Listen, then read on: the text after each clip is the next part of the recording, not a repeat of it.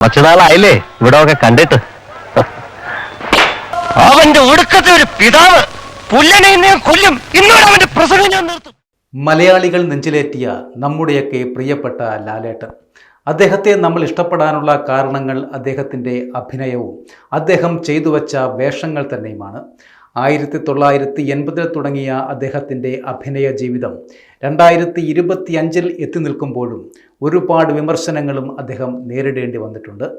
അന്നും ഇന്നും മോഹൻലാൽ ചിത്രങ്ങളുടെ റിലീസ് ദിനങ്ങൾ ഉത്സവ ആഘോഷമായിട്ടാണ് മലയാളികൾ കൊണ്ടാടുന്നത്. ഒരേ സമയം തന്നെ കുടുംബ ചിത്രത്തിലും ആക്ഷൻ സിനിമകളിലും ക്ലാസിക്കൽ സിനിമകളിലും അദ്ദേഹം നിറഞ്ഞു നിന്നു. ഏതു വേഷവും അനായാസം ചെയ്യുന്ന ആ അഭിനയ ശൈലി തന്നെയാണ് അദ്ദേഹത്തെ കംപ്ലീറ്റ് ആക്ടർ എന്ന വിശേഷണത്തിന് അർഹനാക്കിയതും. പ്രേക്ഷകരെ ചിരിപ്പിച്ചും കരയിപ്പിച്ചും ചിന്തിപ്പിച്ചും കൈയടിപ്പിച്ചുമൊക്കെ എത്രയോ മോഹൻലാൽ ചിത്രങ്ങൾ കടന്നുപോയി.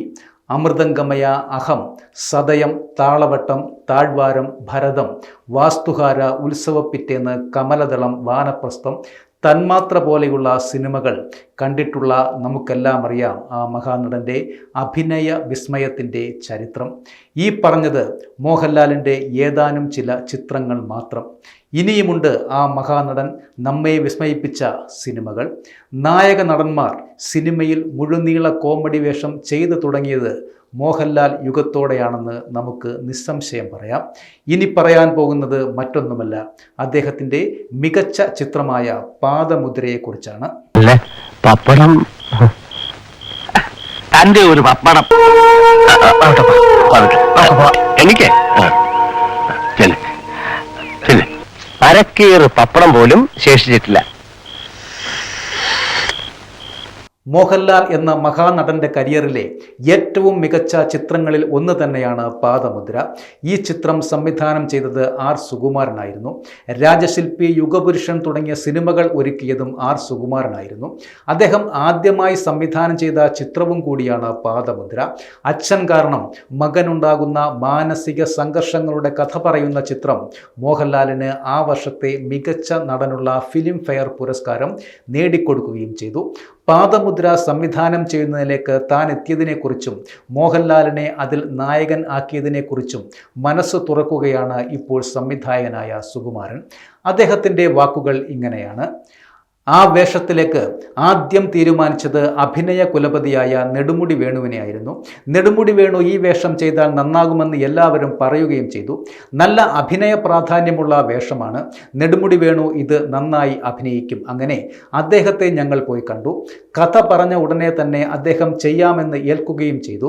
എന്നാൽ തിരിച്ചു തിരുവനന്തപുരത്തേക്ക് എത്തിയ ഉടനെ ജർമ്മനിയിൽ നിന്നും നിർമ്മാതാവിൻ്റെ കോൾ വന്നു. നെടുമുടി വേണു ഈ വേഷം ചെയ്താൽ പറ്റില്ല, മോഹൻലാലാണെങ്കിൽ നോക്കാമെന്നായിരുന്നു മറുപടി. ആകെ ഞങ്ങൾക്ക് വിഷമമായി.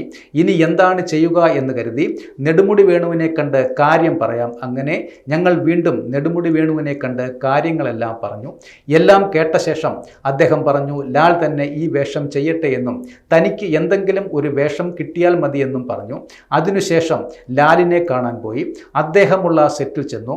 ഞങ്ങൾ ചെല്ലുമ്പോൾ ഷോട്ടിൻ്റെ ഇടവേളയിൽ കസേരയിൽ കുമ്പിട്ടിരിക്കുകയായിരുന്നു മോഹൻലാൽ. ആരാധകർ ചുറ്റും നിൽക്കുന്നുണ്ട്. എനിക്ക് ലാലിനെ പരിചയമില്ലാത്തതിനാൽ മിണ്ടാതെ നിൽക്കുകയാണ്. അദ്ദേഹം എന്നെ നോക്കുന്നു പോലുമില്ല. വീണ്ടും ഷോട്ട് എടുക്കുവാനായി പോയി. തിരിച്ചു വന്ന് അതേ രീതിയിൽ അദ്ദേഹം ഇരുന്നു. ഇങ്ങനെ പോയാൽ വന്ന കാര്യം നടക്കില്ല എന്നു കരുതി ഞാൻ അദ്ദേഹത്തോട് സംസാരിച്ചു. സ്വയം പരിചയപ്പെടുത്തിയ ശേഷം തൻ്റെ കയ്യിൽ ഒരു സിനിമയുണ്ടെന്നും ലാൽ ചെയ്താലേ ശരിയാകൂ, മറ്റാരുടെയും റെക്കമെൻഡേഷൻ ഇല്ലാതെ വന്നത് എനിക്ക് അത്രയും വിശ്വാസമുള്ളത് കൊണ്ടാണെന്നും പറഞ്ഞു. ലാൽ ഇത് ചെയ്യണം എന്നും പറഞ്ഞു. എന്നെക്കൊണ്ട് പറ്റില്ല, എനിക്ക് ഒരുപാട് പടങ്ങൾ ചെയ്യാനുണ്ട് എന്നായിരുന്നു മോഹൻലാലിൻ്റെ മറുപടി. എൻ്റെ കഥ കേട്ടാൽ ലാല് ഡേറ്റ് തരുമെന്ന് ഞാൻ പറഞ്ഞു. ലാൽ കുനിഞ്ഞ് ഇരിക്കുകയാണ്. തൻ്റെ മുഖത്തോട്ട് പോലും അദ്ദേഹം നോക്കുന്നില്ല. എന്താണ് കഥയെന്ന് ചോദിച്ചു. ഒരു ജാരപുത്രൻ്റെ ആത്മസംഘർഷത്തിൻ്റെ കഥയാണെന്ന് ഞാൻ പറഞ്ഞു. അദ്ദേഹം പെട്ടെന്ന് എൻ്റെ മുഖത്തേക്ക് നോക്കി. നാളെ എന്നെ വന്നൊന്ന് കാണൂ എന്ന് പറഞ്ഞു. കോവളത്തേക്ക് ഷൂട്ടിങ്ങിന് പോകാൻ ഇറങ്ങുമ്പോഴാണ് ഞാൻ ചെല്ലുന്നത്. വണ്ടിയിൽ കയറുവാൻ പറഞ്ഞു. അവിടെ എത്തുന്നതിന് മുൻപ് ഞാൻ കഥ പറഞ്ഞു കേൾപ്പിച്ചു. കഥ അദ്ദേഹത്തിന് ഇഷ്ടപ്പെട്ടു. ഡേറ്റ് കൊടുത്തവരോട് സംസാരിച്ചിട്ട് നാളെ പറയാമെന്ന് അദ്ദേഹം പറഞ്ഞു. പിറ്റേന്ന് ഷൂട്ടിംഗ് സ്ഥലത്ത് ചെന്ന് ദൂരെ നിന്ന് എന്നെ കണ്ട് അദ്ദേഹം ഓടി വന്ന് എൻ്റെ അടുത്തേക്ക് വന്നു. സാർ, ആരും ഡേറ്റ് മാറ്റാൻ തയ്യാറല്ല, എനിക്ക് 3 മാസത്തെ സമയം തരണം, അതിനുശേഷം നമുക്ക് ചെയ്യാമെന്ന് പറഞ്ഞു. അങ്ങനെയാകട്ടെ എന്ന് പറഞ്ഞ് ഞാനും തിരികെ പോന്നു. അതിനിടെ അദ്ദേഹത്തിന് ബാക്ക് പെയിൻ വന്ന് ചികിത്സയ്ക്കെല്ലാം പോയി. അതെല്ലാം കഴിഞ്ഞു വന്നപ്പോഴേക്കും സ്ക്രിപ്റ്റും ലൊക്കേഷനും എല്ലാം തയ്യാറായി. പെട്ടെന്ന് ചെയ്യാമെന്ന് പറഞ്ഞിരുന്നുവെങ്കിൽ സമയം കിട്ടില്ലായിരുന്നു. അത് ഗുണവുമായി. അങ്ങനെ മോഹൻലാൽ പാദമുദ്ര സിനിമയിലെ കുട്ടപ്പൻ എന്ന വേഷം വളരെ ഭംഗിയായി ചെയ്തു എന്ന് പ്രത്യേകിച്ച് പറയേണ്ടതില്ലല്ലോ. പാദമുദ്ര എന്ന ചിത്രം കാണാത്തവർ ആ ചിത്രം ഒന്ന് കാണണം. മോഹൻലാൽ എന്ന നടന വിസ്മയം ആടിത്തിമിർത്ത വേഷങ്ങളിൽ പാദമുദ്രയും മലയാള സിനിമാ ആസ്വാദകരുടെ മനസ്സിൽ മായാതെ തന്നെ ഉണ്ടാകും.